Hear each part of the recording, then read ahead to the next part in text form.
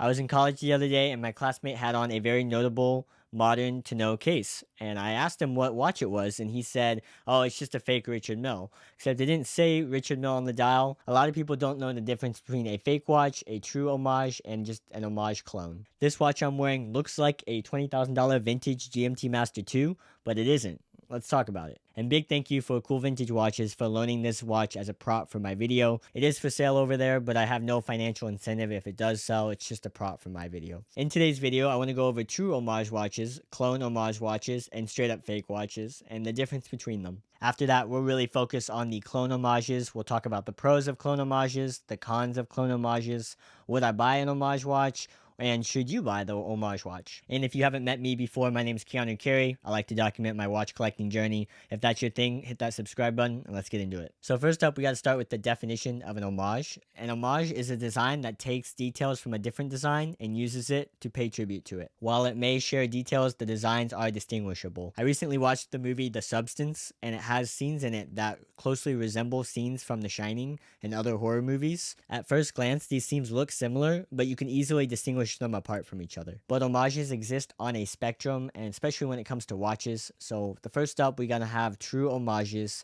These are gonna have a majority of different details. Often they'll combine different details, different colors, and you can sometimes trace different details back to different watches, but it overall is going to be a unique design. One thing that I really look for is a unique silhouette. So when you see this watch and you kind of just have the silhouettes side by side with the watch that it's trying to be an homage to, does it look very similar or does it look the exact same? The best example of this I can think of is the CW12. According to Christopher W., this watch is paying homage to the Royal Oak. However, when you put these watches side by side, it's very obvious and very clear that they are not the same watch. They changed many small details and added different colors that the Royal Oak doesn't have, and they offer many variety of sizes that the Royal Oak also doesn't. Next up, we got the borderline clone homages. I'm thinking of the Invicta Pro Diver. It's pretty much a Rolex Submariner. However, it does change some things. They're not just blatantly ripping it off. Are the changes enough to make it a unique design? That's your choice. On the second hand, the Invicta Pro Diver has the Invicta symbol on it, and on the side of the case, it has the word Invicta inscribed on it. The inscription on the side is kind of paying tribute to Squale, and the logo on the second hands really remind me of Tissot's and Breitling's. But if you ask most people, the Invicta Pro Diver is not a true homage, so it kind of falls in the in-between category. And next up, we have clone homage watches. These watches only change very minor details that you wouldn't even notice. When you look at those silhouettes based on the watches that they're trying to copy,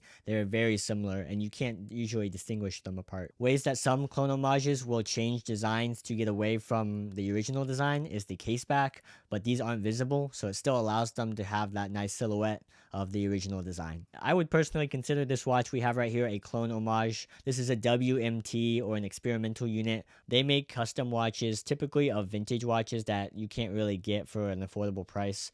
And overall, I'm actually really impressed by the quality of this watch. But we'll talk about that later in the pros and cons section. One very important detail about this WMT is that they changed the logo on it. It doesn't have a Rolex logo and a Rolex crown like the watch it's trying to imitate. This is very important because fake watches violate trademark and IP laws. This is not legal advice. But most clone homage watches are able to avoid legal issues by changing minor things on the case back or even just the movement itself. And of course, when we're talking legally speaking, true homages are totally legal. You can't own like the blue and the red bezel. You can't own circles with Mercedes hands. These are details that you can take and add to your own unique design, and that's what makes true homages legal. So when we're talking about specifically clone homages, let's talk about the pros. Clone homages are able to be way cheaper than the watches that they're imitating.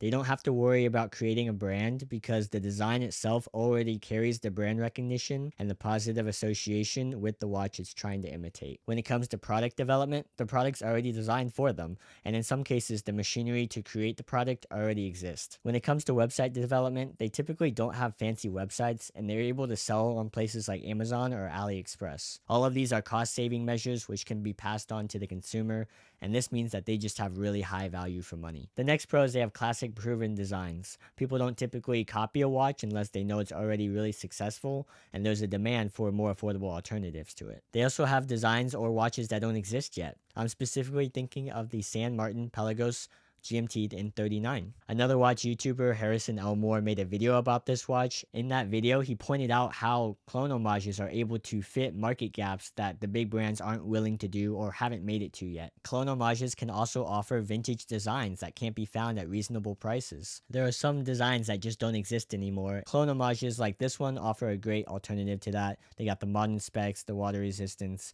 and they're overall just going to be way hardier and sometimes even more accurate with the new movements that come out. You're able to get a really nice design, a proven design, maybe unique, classic, whatever it is, and you're able to get it at a much cheaper price point than you were otherwise. Alright, but clone homages are not all good and they have a lot of cons to them, and they're pretty serious, so let's go over them. First up, obviously, the unoriginal designs. These are not going to be unique. They're not going to have brand heritage because they're going to just be copying other people's brand heritage, other people's designs. And while, yes, they may make alterations to the design, we all know where they come from. The second thing is the quality control for cheaper homages. Homage watches kind of exist on a spectrum. So you have the cheaper homage brands and then you have the more premium homage brands. And you're going to get varying quality for each of them. And it's not going to be consistent, or at least not as consistent as bigger name brands. Third thing is that a lot of these homage brands come from China, and you're going to have very questionable warranties and customer service with them.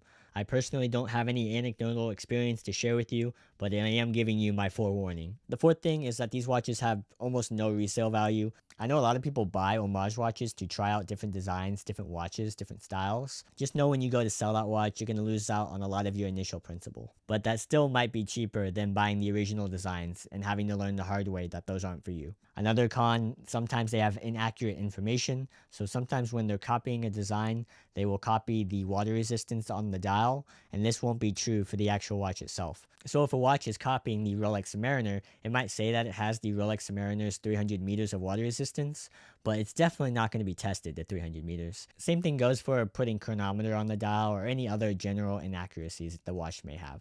That's another reason why I kind of like this WMT. It's set at more premium price. They've changed the water resistance on the dial to 100 meters, but do bear in note that not all clone homages are treated equal. Don't even get me started on custom models. I don't really know what to look for in custom modded watches. This is a custom modded watch, and it's been really nice to wear for the week I've had it. I love this watch, but when you get into customizing, different brands have different brand quality and brand recognition, and that's something that you're going to have to do a lot of research for yourself. And the last con applies for all clone homage watches, and this is a big one, but it's never going to be the real thing. It's never going to be the right design that you want. If you're idolizing a piece, a design, a brand that you want to own, and you buy a clone homage watch, it's never going to feel like that brand, that design that you want. It's for this reason I would never buy a clone homage Rolex specifically.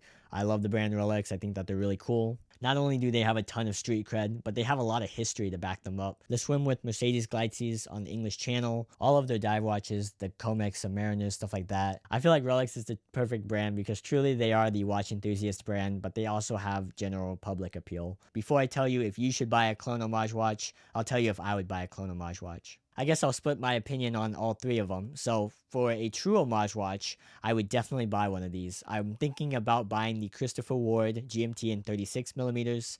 I want the one with the white dial that resembles the Polar Rolex Explorer 2.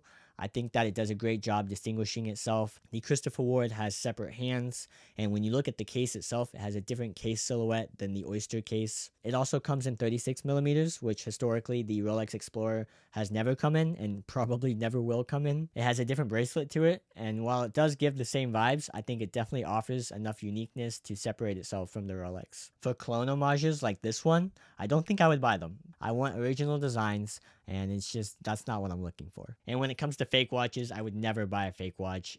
It would ruin my reputation as a watch YouTuber, and ethically, it's just wrong. You know, the conditions that fake watches are made in, they're not good conditions, and I don't think that you should support them. I'm not going to support them, at least. All right, so I kind of spoiled the should you on the fake watches, but should you buy a true homage? And this is, yes, of course you should. You know, everything at some point is going to be a true homage to something else. There's only so many different hand indices and case combinations with different colors that you can make. I think there are some really great true homages out there, and if you find one that you can afford and you like it, you should definitely buy it. When it comes to clone homage watches, I guess I can't really tell you how to spend your money. When it comes down to it, clone homages are really about getting the design. Do you want that design that's taken from another brand, or do you want an original design? It's not really about value for money because there are incredible watches with original designs under $200 that offer a great value for money. If you're enjoying the content, please consider subscribing. And if you want to go see my choices for the best watches under $200 that have the best value for money, click on this video right here. And always, thanks for watching, and I'll see you in the next one. Peace.